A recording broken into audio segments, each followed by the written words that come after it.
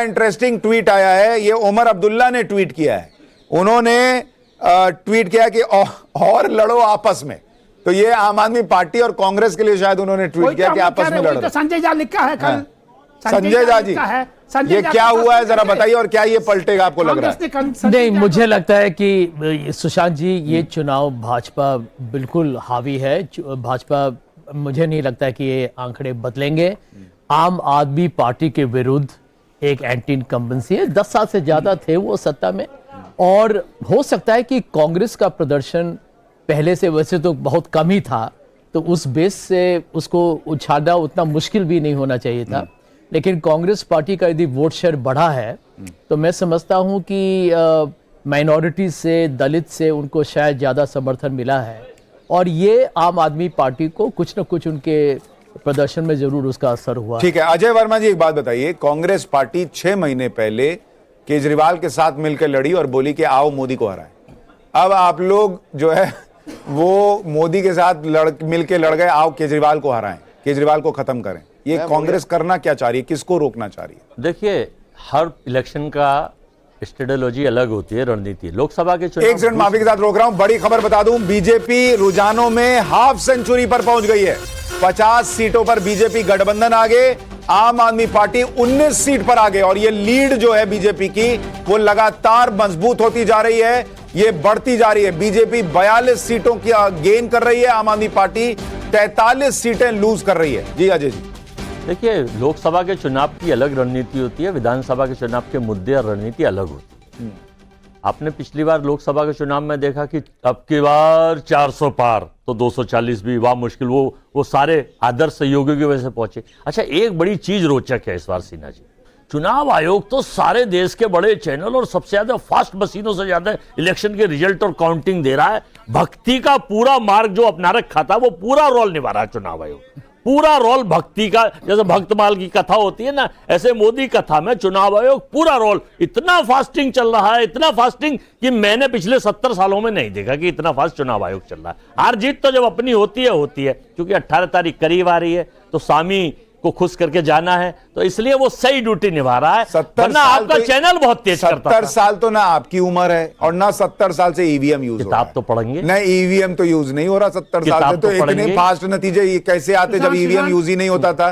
तब तो 2-2, 3-3 दिन लगता था दूरदर्शन पे लोग फिल्म देखते थे। अभी 24 सीट, और अभी इलेक्शन कमीशन पे 24 का आया है। ये हमारे सहयोगी जो इलेक्शन जो काउंटिंग सेंटर पे होते हैं वो रुझान बताते हैं कि भाई वहां क्या चल रहा है। मतलब देखिए, अरे अजय जी, एक तो आपकी सीटें नहीं आती, एक तो आपके वोट 4 से 6% हो जाए, उसी में आप उछल रहे हैं, बीजेपी की जीत में जश्न मना रहे हैं, और उसके बाद आप ईवीएम को और इलेक्शन कमीशन को गाली देंगे। इलेक्शन कमीशन को क्यों कर रहे हैं भाई? आप बोलिए ना भाई, आम आदमी पार्टी हार रही है। नहीं, ये तो आम आदमी पार्टी हार रही है, लेकिन आपको कवर भी करना है कि आप क्यों नहीं जीत रहे, तो इलेक्शन कमीशन को भी गाली देना है। करने का फल मिला, लेकिन दिल्ली की जनता बीजेपी को इतनी बम्पर नहीं दिखा सकती उनके बिना आदर्श सहयोगी के। जो आदर्श सहयोगी ED, CBI, income tax, IT, चुनाव आयोग, दिल्ली पुलिस, ईवीएम मशीन, ठीक है। तो केजरीवाल भी इसी से हार रहे हैं, केजरीवाल इसलिए हार रहे हैं ईडी की वजह से। जो इनविजिबल, केजरीवाल अपनी करनी से हार रहे हैं, वो करनी से हारेंगे, और आप हारते हैं तो ईडी से हारते हैं। गजब, बिल्कुल गजब हाल है। केजरीवाल करनी से हारेंगे, इनकी करनी नहीं देखती है। झारखंड में चुनाव कौन जीत रहा है? मैं आपको बता दूं, कुछ सीटों पर जहां पर अगर आप देखेंगे पंजाबी बहुल सीटों पर अगर आप देखेंगे बीजेपी को बढ़त दिख रही है। तो ये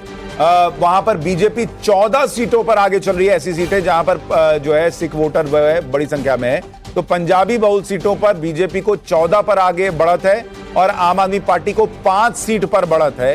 ये अपने आप में क्या पंजाब को लेकर भी एक तस्वीर दिखाता है कि पंजाब में जो हजार रुपए नहीं बटे, उसकी वजह से एक नाराजगी है। पूर्वांचल बहुल सीटों पर अगर आप देखेंगे, जहां पूर्वांचली बड़ी संख्या में है, वहां भी बीजेपी को बढ़त है। बीजेपी ऐसी 10 सीटों पर आगे है, और आम आदमी पार्टी 9 सीट पर आगे है। तो पूर्वांचलियों के बीच भी बीजेपी को बढ़त दिख रही है, लेकिन आम आदमी पार्टी भी 9 सीटों पर आगे दिख रही है। सिख बहुल सीटों पर अगर आप देखेंगे, बीजेपी 9 पर आगे और आम आदमी पार्टी 2 पर आगे चल रही है। मुस्लिम बहुल सीटों के बारे में आपको बताता हूं, मुस्लिम बहुल सीटों पर भी कांटे की टक्कर दिख रही है।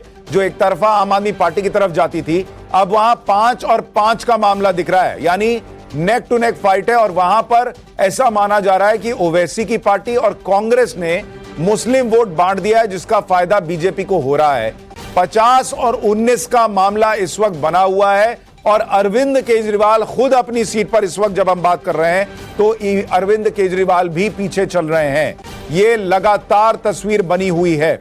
मुझे ये बताइए राजगोपालन सर, क्या ये जो 50 सीटें हैं और अगर ये ऐसी रहती हैं और बीजेपी की सरकार बनती है, पहले हरियाणा फिर महाराष्ट्र और अब दिल्ली और बिहार भी ऑलमोस्ट मुझे लगता है कि एनडीए निकाल ही लेगा, जो लोग कह रहे थे मोदी कमजोर हो गए हैं, क्या वो नैरेटिव पूरी तरह से खत्म होगा?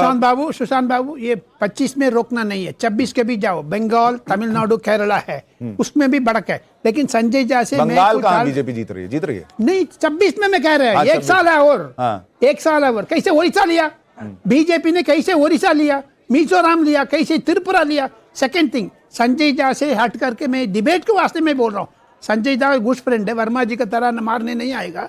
लेकिन एक बात है, संजय झा को एकदम मैं कहना चाहता हूं, ये रीजनल पार्टीज का ये चेतावनी है।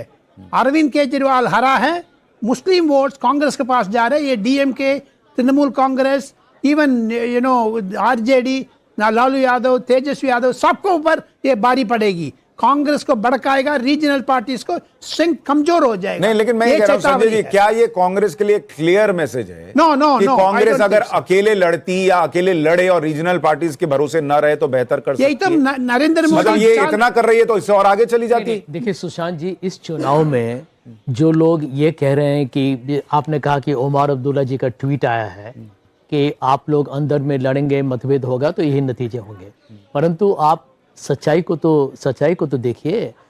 इस चुनाव में आम आदमी पार्टी को 62 एमएलएज थे, ठीक है। 62 एमएलएज में वो कौन सा सीट एडजस्टमेंट कांग्रेस के साथ हो सकता है? क्या वो अपने जो लोग वहां पर सिटिंग एमएलएज हैं उनको कहेंगे कि आप हट जाइए ताकि हमको कांग्रेस के साथ एक सीट एडजस्टमेंट करना है? ये तो होना ही नहीं था। देखिए, यदि दोनों पार्टी एक साथ मिलकर लड़ते तो मैं समझता हूं कि भाजपा को उससे और भी ज्यादा नफा होता है यहाँ पे, क्योंकि वो कहते कि देखिए ये दो भ्रष्ट पार्टी है, जो भी आरोप लगाते हैं भाजपा हमारे विरुद्ध है, हमको रोकने की कोशिश कर रहे हैं, और उसके कारण जो लोग आम आदमी पार्टी से नाखुश हैं या कांग्रेस पर अभी भी उनको भरोसा नहीं है, वो दोनों जाके भाजपा को ही समर्थन देते। नहीं संजय जी, मेरा प्रश्न ये है कि अगर जैसे आप कह रहे हैं कि दिल्ली में 62 सीट जीतने वाली आम आदमी पार्टी कांग्रेस को सीटें नहीं देगी, ये तो क्लियर था। तो अगर कांग्रेस पार्टी लोकसभा में आम आदमी पार्टी के साथ गठबंधन नहीं करती और तभी से अपने कार्यकर्ताओं को मैसेज देती कि दिल्ली की तैयारी करो, हम केजरीवाल को करप्ट मानते हैं, हम केजरीवाल को शीश महल में रहने वाला मानते हैं, हम केजरीवाल को यमुना साफ न करने वाला मानते हैं, हम केजरीवाल को भ्रष्टाचारी मानते हैं, तो दिल्ली में जो कांग्रेस की एक सीट दिख रही है और कांग्रेस की वजह से बीजेपी की 48 सीटें आती दिख रही हैं, क्या ये कांग्रेस की सीटें बढ़ी हुई दिखती? देखिए सुशांत जी, लोकसभा और असेंबली इलेक्शन का पहले तो आप तुलना न करें, वो अलग अलग मैं समझता हूं कि अफसाने हैं।